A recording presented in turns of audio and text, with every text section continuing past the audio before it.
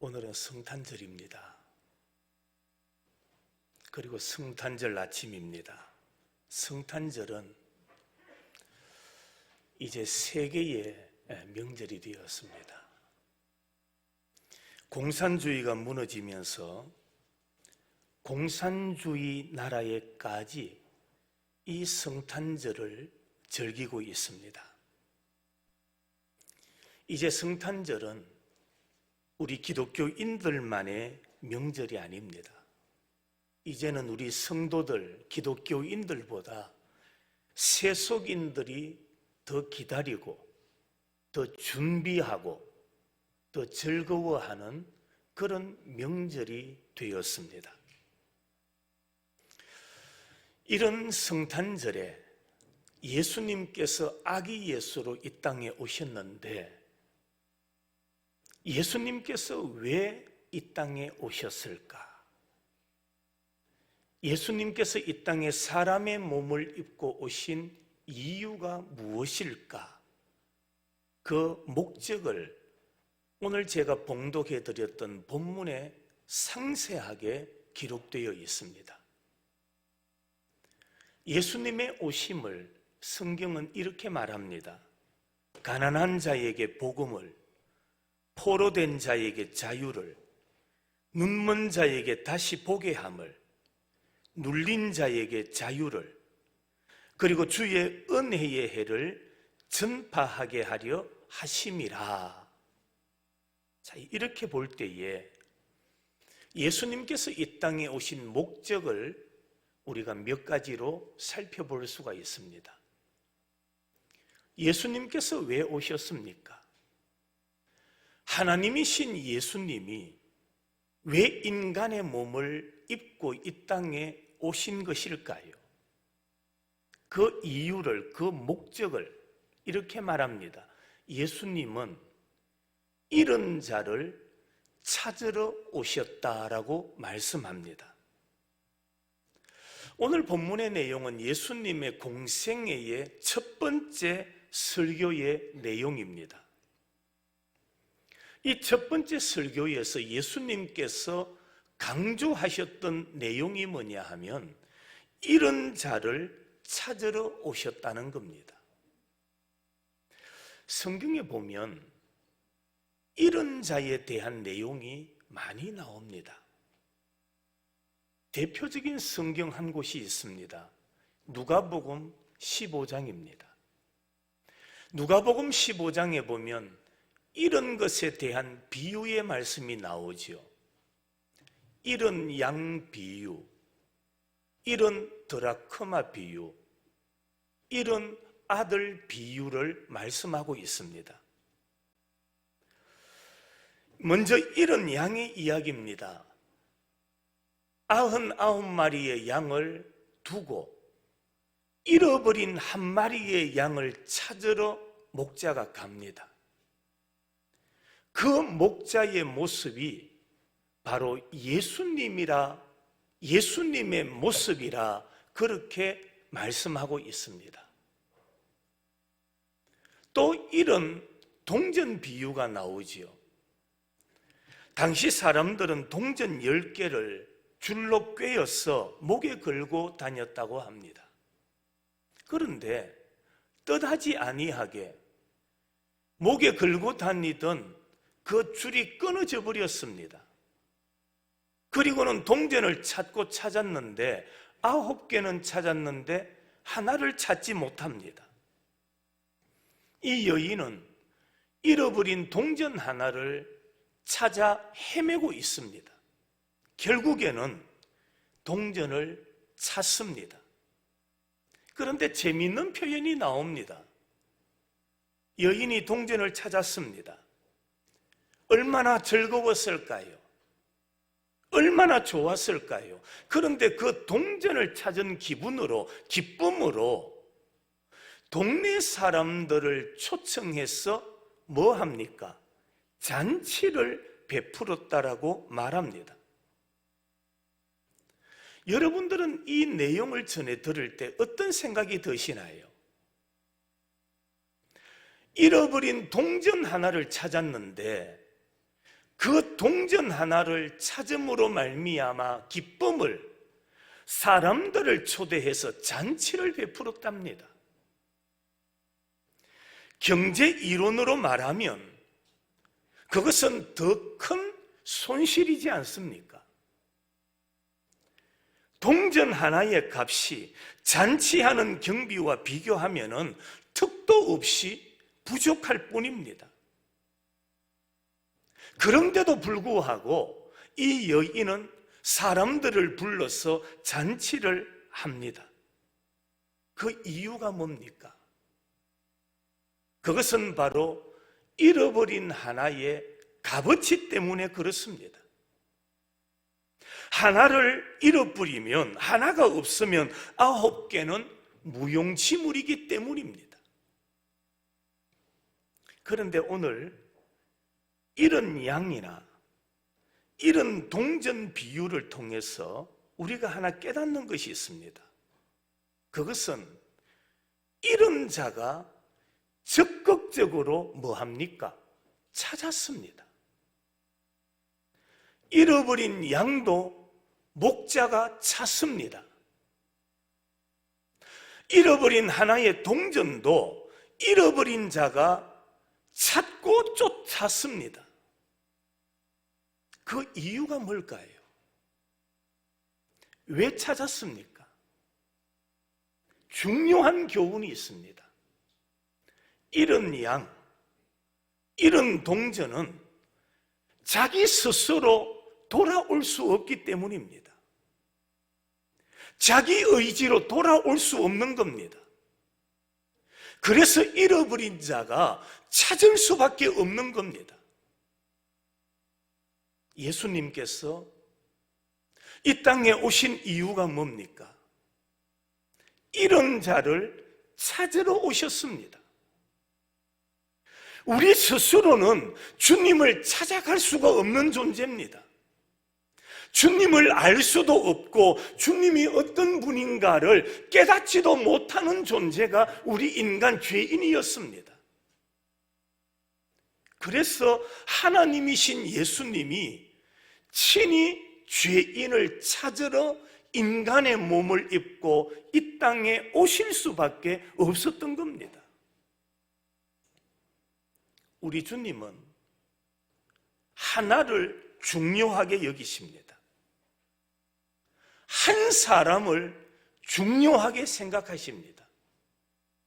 그래서 예수님은 잃어버린 한 사람을 찾으러 이 땅에 오셨다라고 우리에게 말씀하고 있습니다. 또한 우리 예수님은 병든 자와 함께 하시려고 이 땅에 오셨습니다. 예수님 주위에는 늘 병든 자들이 있었습니다. 예수님께서 하신 일들 중에 가장 중요한 일 가운데 하나가 병든 자를 고치시는 일입니다.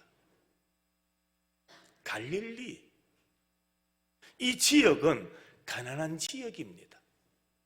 가난하다 보니까 병든 자들이 많이 모여 살았습니다. 안전뱅이, 소경, 나병 환자, 귀신 들린 자, 그리고 다양한 병자들이 갈릴리에 모여 살았습니다. 예수님은 이렇게 소외되고 병들고 낙오된 사람들을 만나시기 위하여 이 땅에 오셨다라고 말씀합니다. 사람이 이 땅을 살면서 건강하게 살면 좋은 일이죠. 그러나 오해하지 말고 들으십시오. 건강하게 살면 좋지만은 때로는 조금 약한 것도 나쁜 것만은 아닌 것 같습니다. 그 이유가 어디에 있습니까? 사람들이 병이 들었을 때에 예수님을 영접하고 예수님을 만나게 되는 일이 매우 쉬워지기 때문에 그렇습니다. 우리 성도들 가운데도 그렇습니다. 병상에 있어 보면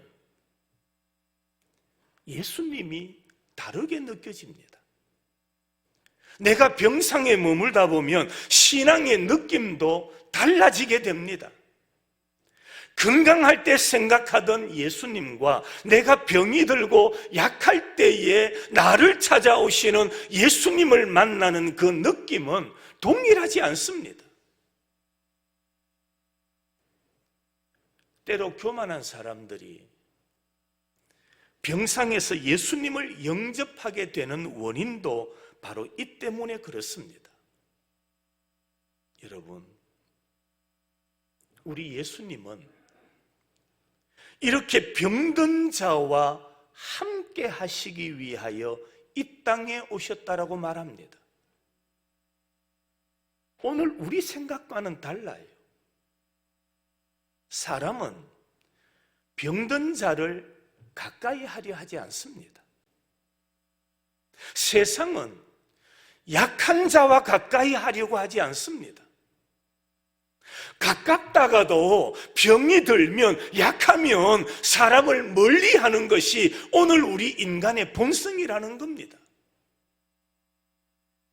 그런데 창조주가 되시며 하나님이신 예수님, 그분은 병든 자를 고쳐주시기 위하여,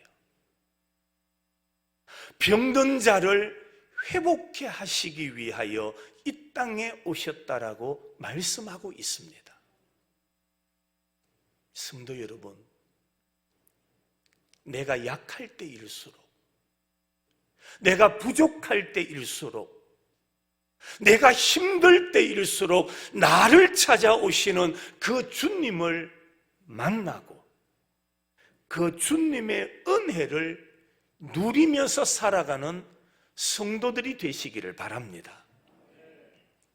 또한 우리 예수님은 오늘 본문에 보니까 눌린 자를 자유롭게 하시기 위하여 오셨다라고 말합니다. 눌린 자를 자유롭게 하시기 위하여. 사람은 누구나 할 것 없이 무엇인가 눌린 채 살아갑니다. 우리는 어떤 멍에를 메고 이 땅을 살아가고 있습니다. 우리의 인생, 우리의 어깨를 짓누르고 있는 이 멍에는 사람의 힘으로, 세상의 재력으로, 세상의 권력으로, 내가 세상에서 배웠던 학문으로 이 멍에를 이기거나 벗을 수가 없습니다. 인생의 멍에는 예수를 믿어야만 벗을 수 있습니다. 우리의 인생의 멍에를 벗겨주실 수 있는 분은 예수님밖에 없습니다. 예수님 안에 참 생명이 있고, 예수 안에 참 자유가 있고, 예수 그리스도 안에 참된 평안이 있기 때문입니다. 어떤 사람은 폐쇄된 정신에 눌려서 살아가는 사람들이 있습니다. 어떤 사람은 잘못된 무지의 멍에를 메고 살아가는 사람도 있습니다. 여러분, 이 땅에 우리나라에 복음이 들어왔으니 오늘 우리가 이렇게 자유롭게 살아갈 수 있는 겁니다. 만일에 130여 년 전에 이 땅에 복음이 들어오지 않았다면 우리는 무속과 무당신앙의 굴레에 씌여서 무지의 억압 속에서 멍에를 메고 살아가게 될 것입니다. 이름도 마음대로 못 짓고, 이사도 자유롭게 못하고, 결혼도 마음대로 하지 못하는 그런 삶을 살아갈 겁니다. 지금도 마찬가지입니다. 입시 때가 되면 엿을 사다가 학교 교문 앞에 가서 엿을 붙이면서 밖에서 벌벌 떨며 빌고 서 있는 사람들이 있지 않습니까? 그러니 이 땅에 오늘 우리가 사는 이곳에 복음이 들어왔다라는 것은 참으로 다행스러운 일입니다. 다시 말하면 이 땅에 복음이 들어온 것은 엄청난 축복임을 믿으시기를 바랍니다. 죄로부터 자유를 얻는 것은 복음이 주는 축복입니다. 멍에 가운데 가장 큰 멍에는 죄로부터의 억압일 겁니다. 죄책감. 이것은 낮이나 밤이나 앉거나 서나 먹거나 잠을 자나 해결할 수 없는 무거운 멍에입니다. 우리 인간에게 지어진 무거운 짐입니다. 그런데 예수님께서 이 땅에 오시면서부터 우리는 이런 억압들에서 모두가 자유하는 자가 되었습니다. 그 결과 우리는 이 세상을 누구보다도 자신 있게 그리고 자유롭게 살아갈 수 있는 자가 된 것입니다. 무엇보다도 복음 때문에, 예수 그리스도 때문에 우리는 죽음의 문제도 극복하고 모든 멍에를 벗어던지고 자유하면서 살아가는 자가 되었다는 것입니다. 얼마나 큰 축복입니까? 이것이 바로 복음이 주는 은혜입니다. 복음이 우리에게 주는 축복입니다. 그래서 제가 읽어드렸던 본문 말씀에 보면 예수님께서 이 땅에 오신 목적이 무엇인가를 우리들에게 분명하게 선언하고 있는 겁니다. 다시 한번 봅니다. 가난한 자에게 복음을, 포로된 자에게 자유를, 눈먼 자에게 다시 보게 함을, 눌린 자에게 자유를, 그리고 주의 은혜의 해를 전파하게 하려 하심이라. 이것이 성탄의 의미입니다. 이것이 성탄에 우리에게 주시는 하나님의 은혜인 겁니다. 예수님이 이 땅에 오심으로써 우리는 이렇게 자유하는 삶을 살게 된 것입니다. 이런 자유를 주시려고 하나님께서 독생자 예수 그리스도를 이 땅에 보내주신 것입니다. 그러니 우리가 얼마나 큰 은혜를 받고 사는 자인가, 그걸 깨달아야 돼요. 이런 자유가 아무에게나 누구나 어느 나라에서나 누리며 살아가는 게 아니에요. 이런 복음의 자유, 복음의 기쁨, 복음의 은혜, 이것은 바로 우리들에게 주신, 우리나라에 주신 하나님의 큰 은혜라는 사실을 깨달으시기를 바랍니다. 여러분, 우리나라를 한번 보세요. 정치적으로 언제 좋을 때가 있었나요? 평화로울 때가 있었나요? 이전에도 그러했지만 지금도 똑같습니다. 어디에 희망이 있습니까? 여러분들 지금 정치를 보면 그 정치에서 희망이 보이나요? 정치에 소망이 있으신가요? 정치를 기대할 수 있으신가요? 그렇지 않습니다. 늘 국민을 힘들게 하고 답답게 할 뿐입니다. 우리의 참된 소망은 예수님께 있습니다.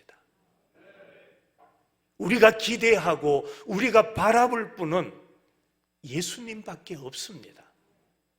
예수님은 인류의 소망이 되시기 때문입니다.